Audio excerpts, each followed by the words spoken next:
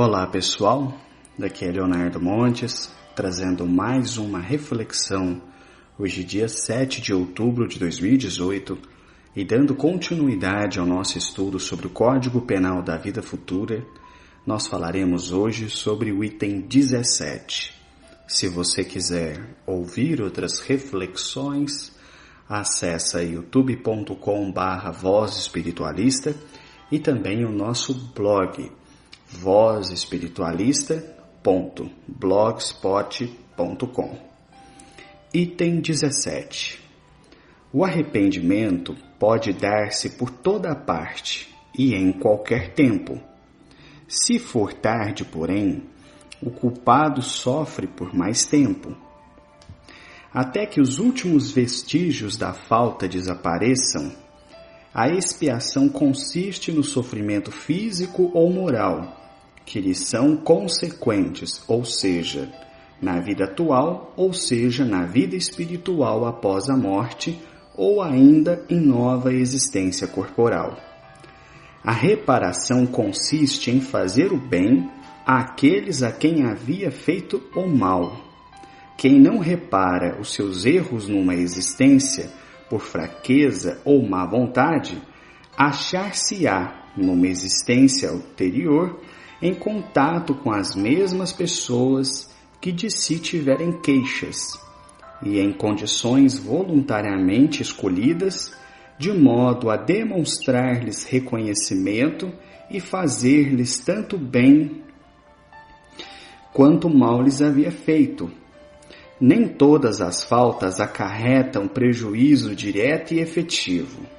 Em tais casos, a reparação se opera, fazendo-se o que se deveria fazer e foi descurado, cumprindo os deveres desprezados.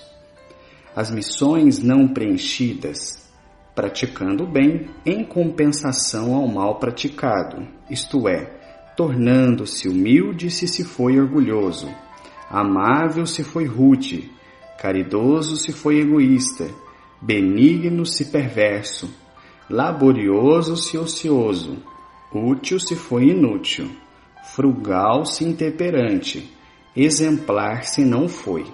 Assim progride o espírito, aproveitando-se do próprio passado. E aqui é uma nota de Kardec. A necessidade da reparação é um conjunto de rigorosa justiça, que se pode considerar verdadeira lei de reabilitação moral dos espíritos. É uma doutrina que religião alguma ainda proclamou. Algumas pessoas repelem-na porque acham mais cômodo poder quitarem-se das más ações por um simples arrependimento, só dependente de palavras com auxílio de algumas fórmulas. Contudo, libertas por assim se julgarem, verão mais tarde se isso lhes bastava. Nós poderíamos perguntar: esse princípio não é consagrado pela lei humana e a justiça divina pode ser inferior à dos homens? E também mais, se essas leis se dariam por desafrontadas desde que o indivíduo que as transgredisse por abuso de confiança se limitasse a dizer que as respeita infinitamente. Por que hão essas pessoas de vacilar perante uma obrigação que qualquer homem honesto se impõe, como dever de acordo com as próprias forças? Quando a perspectiva de reparação for inculcada na crença das massas, será um outro freio aos seus desmandos, e bem mais poderoso que o inferno e respectivas penas eternas, uma vez que interessa a vida em sua plena atualidade, podendo o homem compreender a procedência das circunstâncias que a tornam penosas ou a sua verdadeira situação. Muito bem.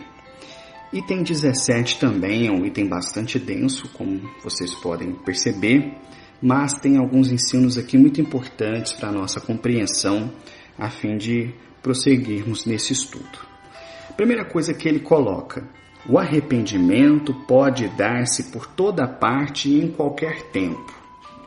Isto é, o espírito pode se arrepender do mal que ele fez e, por extensão, se modificar a qualquer tempo. Então, não é necessária e não é estabelecida uma pena com base em tempo. Isto é, você foi um assassino na terra, beleza, você vai ficar 10 anos no umbral. Você matou seu pai, você vai ficar 20.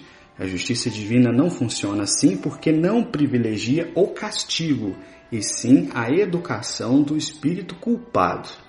Então, o arrependimento do mal praticado pode acontecer a qualquer momento. Então, o espírito pode passar um mês, por exemplo, que desencarnou, e ele pode se arrepender do mal que ele causou, como pode ser que passem 100 anos e ele ainda não tenha se arrependido do mal que ele causou. Mas, após a morte, em qualquer tempo e em qualquer lugar onde ele esteja, ele pode se arrepender. Se for tarde, porém, o culpado sofre por mais tempo. Então, quanto mais o espírito demora para se arrepender, quanto mais ele persiste no mal, mais ele sofre. Então, ele pode se arrepender a qualquer tempo, mas quanto mais ele persiste no mal, mais ele sofre. Até que os últimos vestígios da falta desapareçam. Olha que importante esse item. Até que os últimos vestígios da falta desapareçam, a expiação consiste no sofrimento físico ou moral que lhes são consequentes. Isto é muito importante. Eu já comentei em outros itens. A dor, o sofrimento na justiça divina surge como uma consequência do mal praticado. Não é a vingança de Deus, não é a ira de Deus, é a consequência de um mal praticado.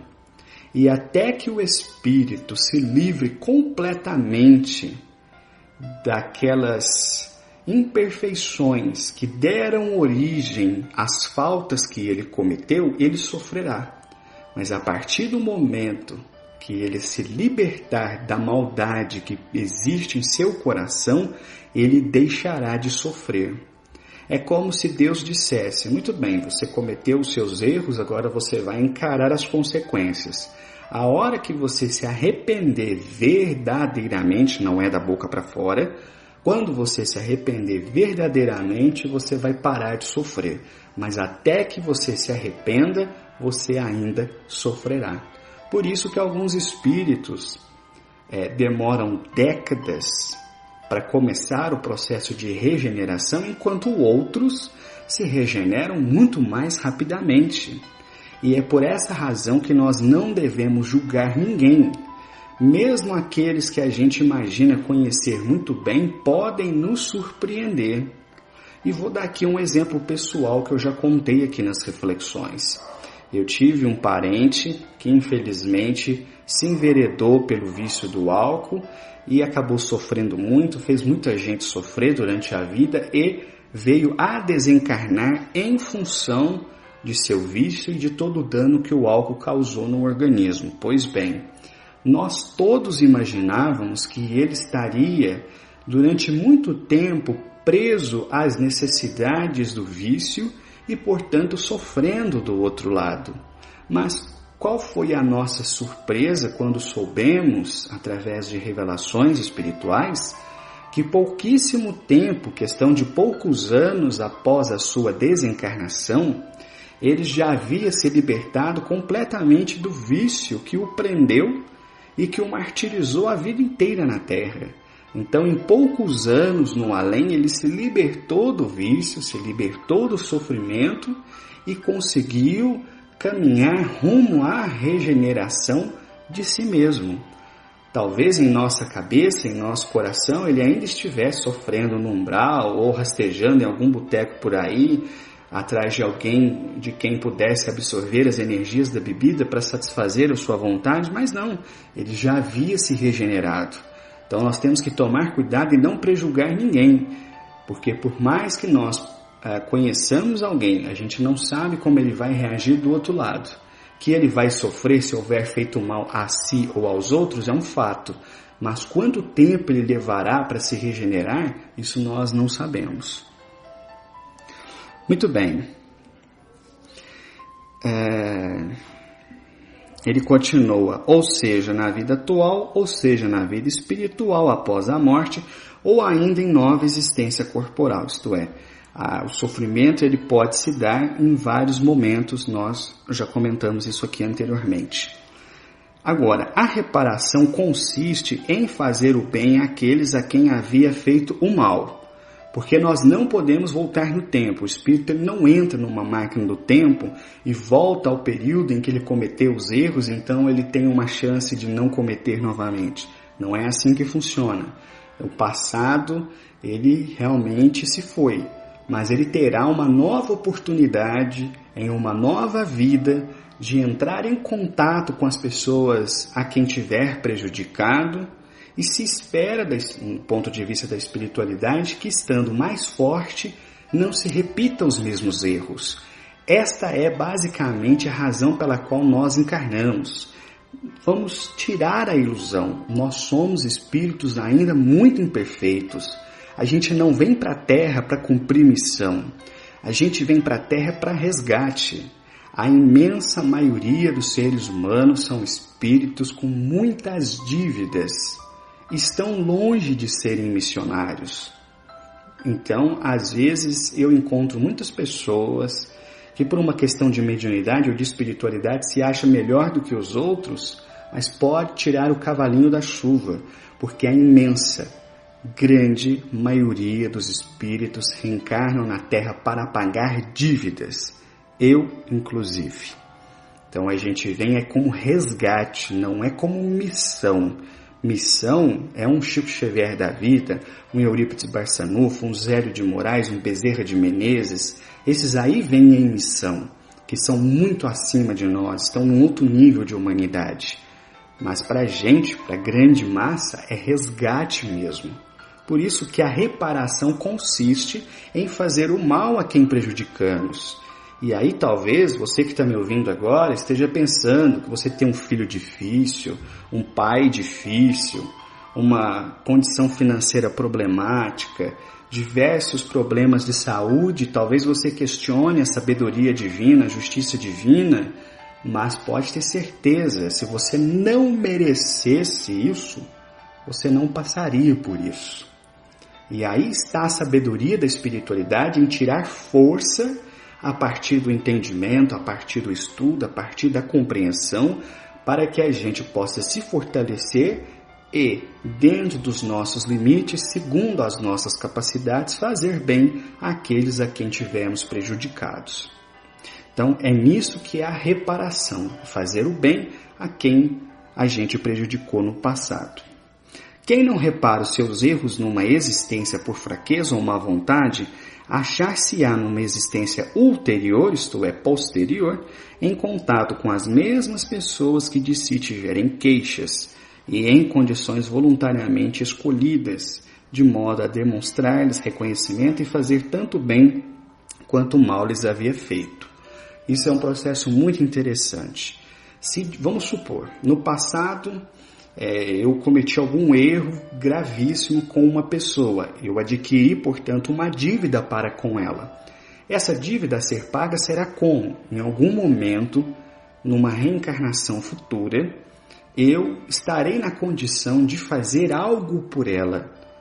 Algo cujo o bem consequente do que eu vá fazer seja tão forte quanto o mal que eu havia feito a ela no passado. Então a dívida é anulada. Esse é o sistema da justiça divina, conforme nós podemos ler aqui no livro O Céu e o Inferno. E quem tem as oportunidades hoje, mas não consegue cumprir por fraqueza, má vontade, vai encontrar essas mesmas situações no futuro. Daí, com frequência, por exemplo, os guias sempre nos recomendarem: resolvam hoje o que vocês podem resolver, porque uma vez que vocês resolvem, não precisam mais voltar a viver aquilo. Isso é o mais importante. Nem todas as faltas acarretam prejuízo direto e efetivo. Em tais casos, a reparação se opera fazendo-se o que deveria fazer e foi descurado, cumprindo os deveres desprezados, as missões não preenchidas, praticando o bem em compensação ao mal praticado, isto é, tornando-se humilde se tem sido orgulhoso, amável se foi rude, caridoso se foi egoísta, benigno se perverso, laborioso se ocioso, útil se foi inútil, frugal se intemperante, exemplar se não foi. Então olha só, às vezes os erros que nós cometemos aqui não tem necessariamente uma relação direta com outra pessoa. Então não foi uma traição, não foi um assassinato, não foi um roubo, não foi uma calúnia, não é isso. Às vezes as nossas faltas são simplesmente o dever que não foi cumprido. E se assim for, o que quer dizer? Numa outra encarnação eu precisarei lidar com as consequências do tempo perdido agindo da forma que deveria ter agido. Então, por exemplo, ele coloca aqui, humilde se tem sido orgulhoso. Então, às vezes o espírito é tremendamente orgulhoso, não se curva perante nada, se acha acima de tudo e de todos. Numa encarnação futura, ele pode vir numa condição muito humilde, às vezes na pobreza, tendo que lutar com 1001 dificuldades, dependendo de pessoas. Essa situação que muitos julgam castigo, por vezes, existe para forçar o espírito a caminhar em direção à humildade. Porque se fosse dado a ele nova oportunidade de voltar numa condição que tenha gerado esse orgulho, ele muito provavelmente seria orgulhoso de novo. Então a justiça divina coloca numa situação em que ele terá que ser humilde, terá que se sujeitar a pessoas, justamente para desenvolver em seu espírito orgulhoso a humildade. É nisso que consiste as provas da vida. Cada um é colocado no contexto que precisa estar para vencer as imperfeições que traz dentro de si, através do trabalho que é possível exercer, seja na família, profissionalmente, com as amizades, enfim, nos contextos onde nós nos encontramos. Amável se foi rude. Então, às vezes, um espírito é muito rude, grosseiro, sem educação, e persiste nisso por décadas e décadas e décadas, vidas e vidas afora. A justiça divina pode colocá-lo numa situação que exigirá dele muito amor. Então, esse amor em exercício naturalmente vai reduzindo essa rudeza que ainda existe em seu espírito. Caridoso se foi egoísta, também caso clássico, Às vezes a pessoa vem para a Terra, só pensa no próprio umbigo, só se preocupa consigo, não move um dedo para ajudar ninguém. Enfim, se tiver qualquer oportunidade de fazer o bem, faz vista grossa, finge que não vê. Pode ser que numa nova encarnação ela venha em condições que exigirá dela muita caridade, muito despreendimento, muito trabalho no bem, para que ela própria consiga evoluir. Benigno se foi perverso, Um espírito foi mau, ele fez muita coisa ruim, mas ele se arrependeu, ele se fortaleceu, então será dada a ele nova oportunidade para que, estando na terra, ele exerça o bem de alguma forma. E aqui é um ponto muito interessante, porque eu sei que eu fui perverso em outras vidas, os guias já me disseram, e nessa encarnação, dentro do que eu consigo fazer, eu tenho feito bastante bem.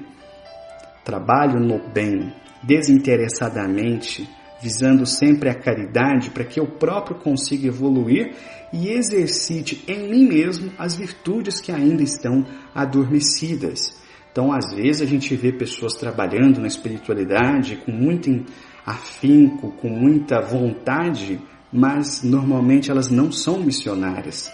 São espíritos que têm um passado muito delituoso e que precisam agarrar a oportunidade que lhes foi dada com unhas e dentes para poder matar o mal que ainda existe em seus próprios corações.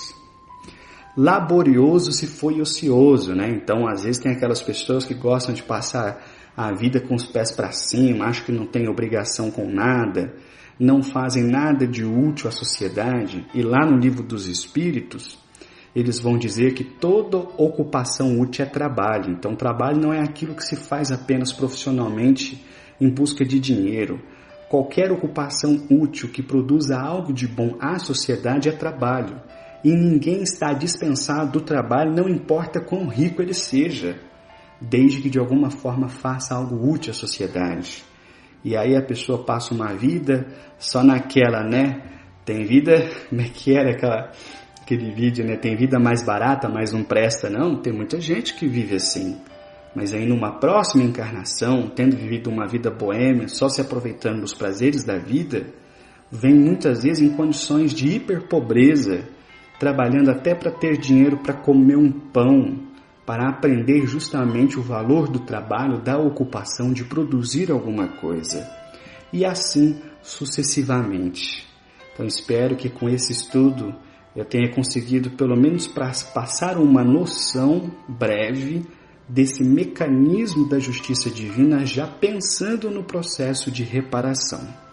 Eu vou parando por aqui. Se você quiser ouvir outras reflexões, acesse youtube.com/Voz Espiritualista, se inscreva e, se você gostar desse conteúdo, divulgue, porque ele é absolutamente gratuito. Um abraço a todos.